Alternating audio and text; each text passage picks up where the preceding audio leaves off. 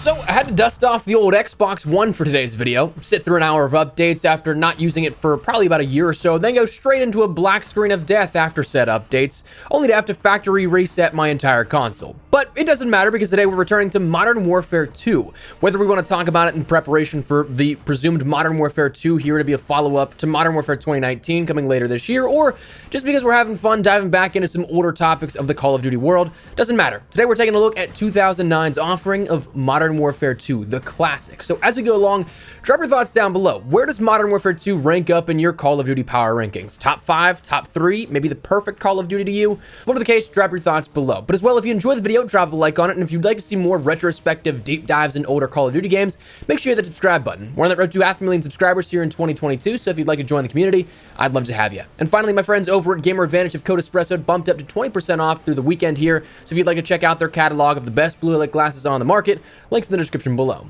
But anyways, let's jump into it. Now, I don't know if I want to write this off as our yearly sort of Modern Warfare 2 in 2022 video just yet, because honestly, I've been having a ton of fun lately exploring some of the intricacies of prior games. The evolution of Warzone, Return to Verdansk, return to that scrapped Blackout 2.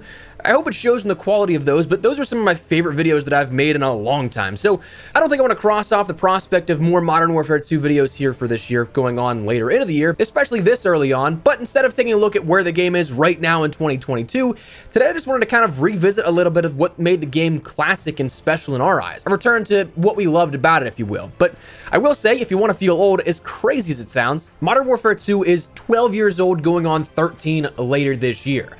If Modern Warfare 2 was your kid, they'd be in middle school right now.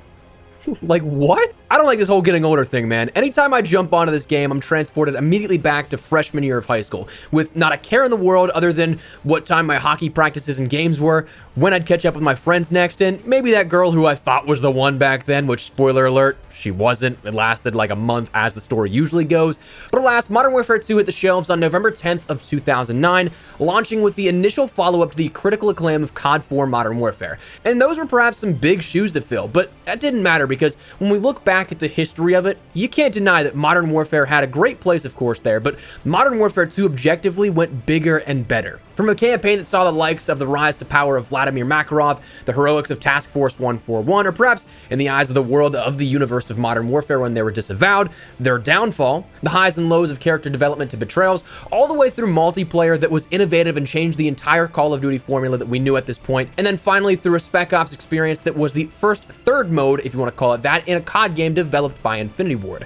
Modern Warfare 2 changed and shaped what was to come. Briefly touching on the campaign, honestly, Modern Warfare 2 I thought was brilliant storytelling. It set up the Modern Warfare universe truly, and we'd see that capped off 2 years later with Modern Warfare 3, but I mean, there was no shortage of classic characters and iconic moments. From Price, Makarov, Soap, Ghost, Shepard, all icons in their own right and legacy characters, some of which you may even probably think of immediately when you hear the words Call of Duty. That alone is a true testament to the game itself. They were that iconic. Now, some people may think of Mason, Woods, or someone from the Black Ops universe, but I mean, still, the immediate association is undeniable. The Modern Warfare 2's missions were chock full of memorable moments. Honestly, probably one of the only campaigns that you can look at everything and be like, okay, that honestly could be a standalone, standout moment in a game itself, and it might be a secondary mission here in terms of where it stacks up in Modern Warfare 2. From the early tense moments of cliffhanger, immediately then followed by the mission that stirred the most controversy for the franchise, but was integral to the entire setup of the campaign and No Russian, to other classics like The Only Easy Day Was Yesterday and Whiskey Hotel, all the way to the infamous loose ends and then that dramatic ending and final confrontation with Shepard. It was something, man. Then, of course, in 2020, we did get that remaster from Beenox. Honestly, I think Beenox did a phenomenal job here, a brilliant job of bringing everything back to life in 2020, and graphically speaking, I thought it looked great. I will say, though, a bit disappointed we never got the Modern Warfare 2 remastered multiplayer, which was apparently built out and just shelved indefinitely, but, I mean, that's a different story for a different day. But loving that campaign so much, to be able to relive it in a more modernized settings in terms of graphics and hardware, I really enjoyed that. But for the multiplayer, what of course we probably most remember from Modern Warfare 2 back in the day, that's something that made this game so stand out and such a maybe cultural icon in terms of the gaming scene. Now, the multiplayer you'll be seeing in this video is from IW4X, which is a modded PC client for the Steam version of Modern Warfare 2, which we'll touch on in just a little bit here later on in the video, mainly because matchmaking on console is, well, a whole lot of this nowadays.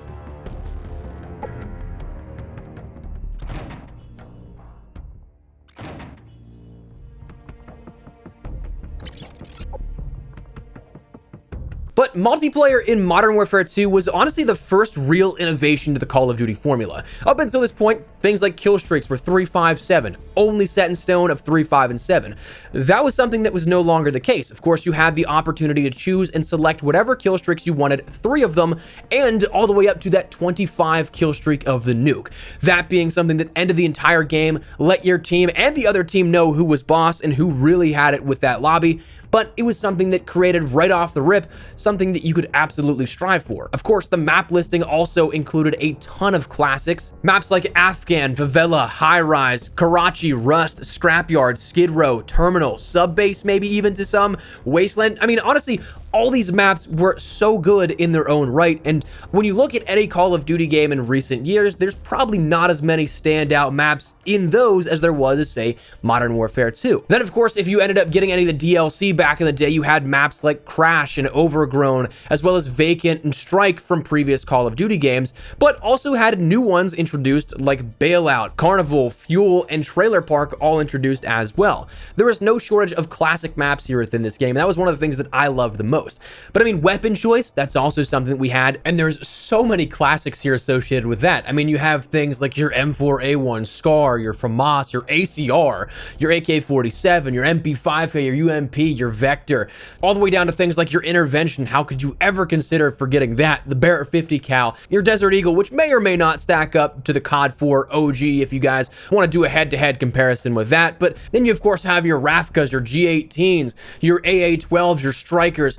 Dude, there was so much that you could play around with and so many iconic weapons that just made this such an incredible standout game in terms of multiplayer. Of course, your Create a Class introduced a little bit of variance here in terms of what you may know about. You had one attachment for each of your primaries and secondaries. You had things like your fall camo to grind out. You had pro perks introduced here, giving additional benefits to the already basic effect of each perk. You had your death streaks, which I guess were there. I didn't really ever like them, especially things like your Final Stand or Martyrdom. You had tons of things that you could end up earning in terms of your calling cards and emblems as well, though some of the most coveted things like that spinning 10th emblem couldn't actually ever be legitimately earned. That was something that was probably given to you if you have it via a modded lobby of some kind that was hard-coded to one of the AK-47 challenges that never actually made it into the game, so it wasn't quite available. You had a prestige system that goes back to those classics, 10 prestiges, of course, that you could end up running through, and is unfortunately a system that we no longer see today in Call of Duty.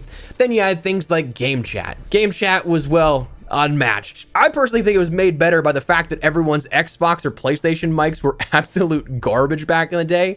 Like, I don't think that trash talk with a USB mic or even some more extreme cases like mine with an actual studio mic, it just doesn't hit the same when you call somebody trash and they can hear you crystal clear. It's just something about that distorted mic that just made it even funnier. But the Modern Warfare 2 MP offering was impeccable. I think there's no debate about that, though we may look back on it with rose-tinted glasses. I mean, there were a ton of things that were broken beyond belief. UMP silence, the Akimbo 1887s, one-man army noob tubes, you name it, there's probably something you remember that was busted, but honestly, that was kind of the fun of it. That's why it was something that was so fun. But that was actually something that, if things would have gone ideally, that might have actually not been the case. There was a forgotten patch that looked into fixing a ton of these things plus more, but because of the lawsuit between Infinity Ward and Activision at the time, it was never pushed to a live environment. That's a whole story in and of itself. If you guys would like to hear that, maybe we'll do a dedicated video on that later on, perhaps. But that brings me to today, why we're revisiting it. I had the itch to go and play Modern Warfare 2 every so often over the course of the last couple of months, but matchmaking isn't going to be great here. It's not going to be favorable to you. You're not going to find a ton of matches. Usually, there have been resurgences where people will jump on and there's a ton of players, but things like IW4X are what I use to scratch that itch now, where it's a free add-on, I guess you could say, to the PC version of the Modern Warfare 2 client. Unfortunately, only PC though, but this compounding on what's available via Steam. Steam's version not offering a ton in popularity, limiting factors, but IW4X brings a ton into it.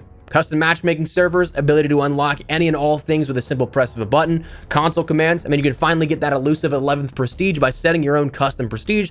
We've talked about that before here on the channel. Even use custom camos. I love the fact that I can use Spectrum, Damascus, Royalty, and other camos in Modern Warfare 2. Also, it's pretty cool because each server is kind of different. Some have bots for warm-ups, some have sniping only, some have classic and traditional maps only with different score limits and different parameters. Some have things like nukes not ending the game, but instead giving you specialist bonus for Modern Warfare 3, and you can absolutely spam nukes at that point. I got into a lobby where people were doing this, just spawn trapping beyond belief, and it was probably a nuke every time a nuke went off that was just immediately called in again, which was pretty hilarious. Then you have others where you can't call in nukes until a certain score limit so that players can still play the game a little bit. Some you just downright can't have streaks compounding towards that 25 kill streak, like the modern day rule of how nukes work.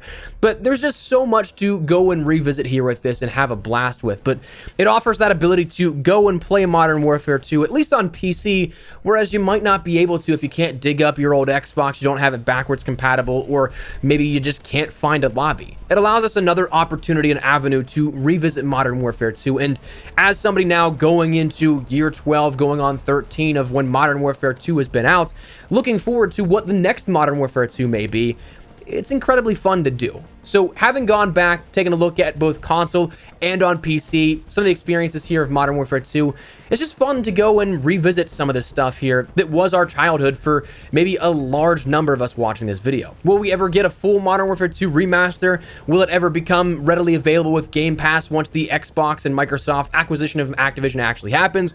We don't know, but it's fun to go back and relive some of these memories every so often. So I wanted to return to Modern Warfare 2 here with you guys just for this weekend and let you know maybe some of what you may be missing or some of that itch that may be coming back, whether you know it or not. But that said, that's where we're going to wrap it up. Before we go though, before we wrap things up, I want to let you guys know about my friends over at Gamer Advantage who just launched new Horizon frames, which are honestly my favorite pair of blue light glasses they have to offer. They're incredibly lightweight to the point where sometimes I forget that I even have mine on. Incredibly durable and protect you against the effects of blue light glasses to the best degree possible, as all their frames do. That said, if you guys are on your phone, gaming, or at your desk working for prolonged periods of time each day, Gamer Advantage can absolutely help you out. I'll swear by these guys. They're the best on the market. I've used their stuff daily for well over a year now with absolutely no regrets. If you guys are interested in learning more, checking in on your vision health, or perhaps even picking something up for yourself, check the link in the description below and use code Espresso for 20% off your entire order right now to save you a little bit more money. That said, that's what we're going to call it now. So love to get your thoughts and feedback down there in the comment section down below. What do you guys think of Modern Warfare 2? Do you want to see more Modern Warfare 2 content here on the channel? Do you guys want to revisit older Call of Duties? If so, feel free to let me know which ones,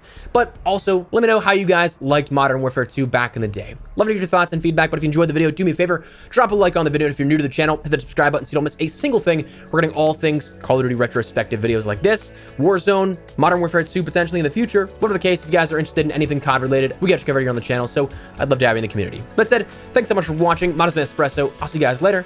Take care, and peace.